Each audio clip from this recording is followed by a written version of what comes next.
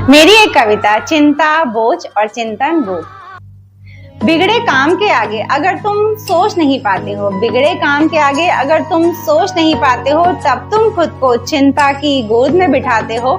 वजह ढूंढनी है चिंतन कर कि काम क्यों बिगड़ा, भविष्य में फिर से वो गलती ना दोहरानी है। चिंता से चतुराई घटे, चिंतन बुद्धि तेज करे। चिंता हमें जलाएगी, चिंतन हमें प्रज्वलित कर जाएगी। चिंता चिता की ओर का प्रस्थान है, चिंतन हर समस्या का समाधान है। चिंता कोई बोझ बनकर अपने भार तले हमें दबाएगी, चिंतन कोई बोध बनकर हमारी आंतरिक शक्ति को बढ़ाएगी। चिंता पल पल हमें खाती जाएगी और चिंतन हमें सही जीवन जीना सिखाएगी। अधोगति से बढ़ती चिंता की ऊर्जा हमारे बुद्धि और मन को अशांत करे, ऊर्ध्व गति से बढ़ती चिंतन की ऊर्जा हमारे बुद्धि को सूक्ष्म और मन को शांत रखे। चिंता हमारे कदमों को बहकाती है, कभी मन में तूफान तो कभी सुनामी ले आती है। चिंतन मन के विचारों पर संतुलन बनाना सिखाती है। चिंता गर्मी की चिलकती धूप का एहसास है और चिंतन शीतल वर्षा का नाम है। चिंता का सदैव मनन, चिंता का सदैव मनन हमें दानव और दयनीय बनाता है और चिंतन के अधीन मानव पूजनीय बन जाता है। जैसे डॉक्टर चाहिए शरीर संभालने को, जैसे डॉक्टर चाहिए शरीर संभालने को, और नौकर चाहिए सुविधाएं पाने को, लॉकर चाहिए धन छुपाने को, वैसे ही चिंतन चाहिए चिंता मिटाने को।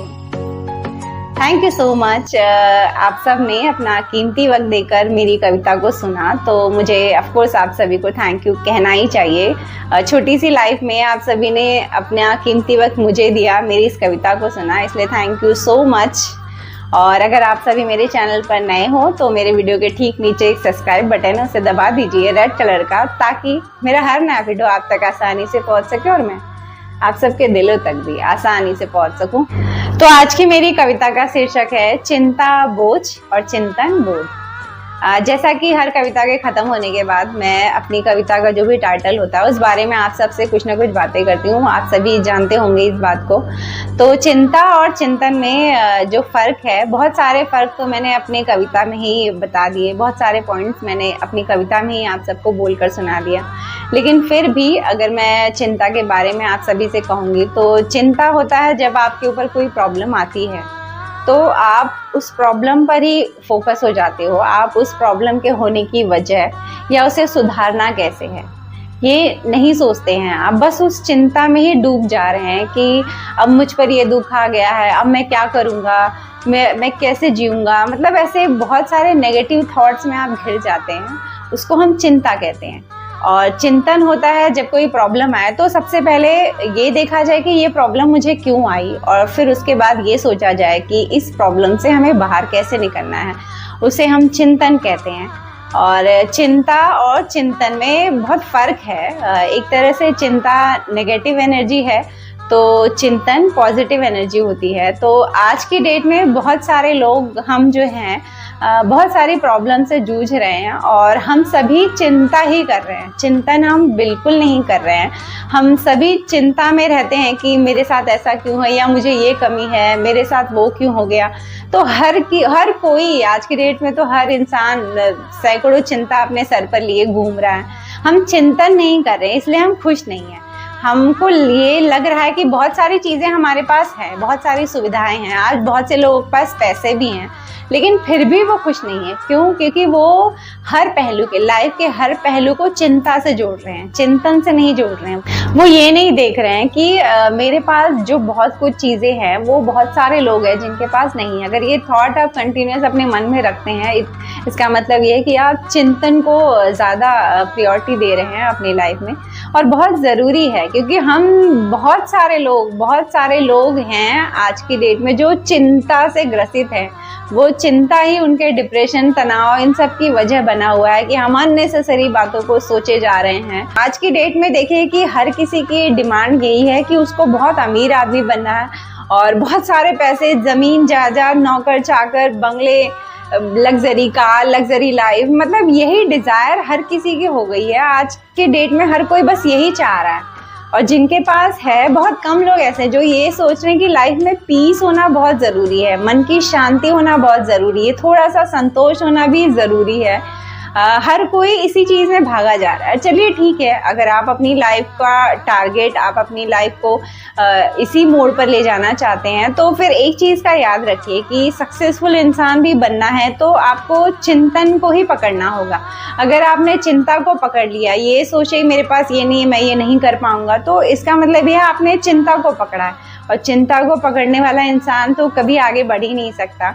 अगर आपको आगे बढ़ना है, कामयाब होना है, तो ऑब्वियसली आपको चिंतन का साथ लेना होगा। अगर आप एक बार नाकामयाब हुए तो बैठकर सोचिए क्यों हुआ मैं नाकामयाब, मैं फिर कोशिश करिए। जैसे मेरा बच्चा है, मैं उसको अच्छी बात बार बार सुनाती रहती हूँ। मुझे ये उम्मीद होती है कि बार बार जब कानों में कोई चीज़ गिरती है ना, तो कभी न कभी जब वो प्रॉब्लम में फंसेगा तो मेरी उस बात को याद ज़रूर करेगा, और उसके दिमाग में वो बातें खुद पॉप अप होने लगेगी कि मम्मी ऐसा कहती थी मुझे। मैं हमेशा अपने बच्चे को जोर देती हूँ कि अपनी लाइफ के डिसीजन लेना सीखो।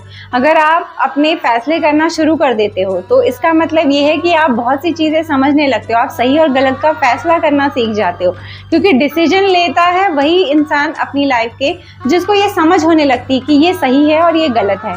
जब आपको सही गलत की समझ होने लगती है तब आप अपनी ज़िंदगी के फैसले करना शुरू कर देते हो। तो बच्चों पर बहुत सी चीज़ें आप छोड़ दीजिए, वो खुद फैसला करें, और जब वो गलत फैसला करते हैं तब आप उन्हें बताइए कि आप ये गलत फैसला कर रहे हो, चीज़ें समझाइए।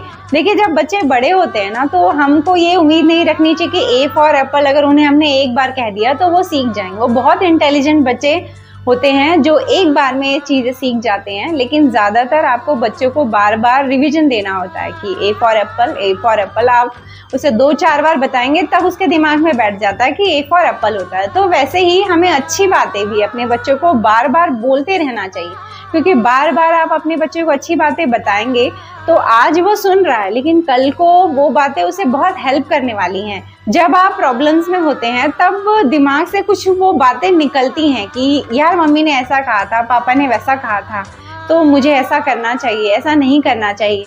चिंता और चिंतन में जो फ़र्क है वो हर माँ बाप को अपने बच्चे को सिखाना चाहिए, ताकि वो बचपन से यूज्ड टू हो जाए। बचपन से उसको रिवीजन देते रहिए कि उसको कोई दुख आ रहा है तो आप बताइए कि अब आप चिंता कर रहे हो। अगर वो दुख के दोनों साइड के बारे में सोच ले रहा है तो उसको ये एहसास दिलाइए कि अब आप चिंतन कर रहे हो।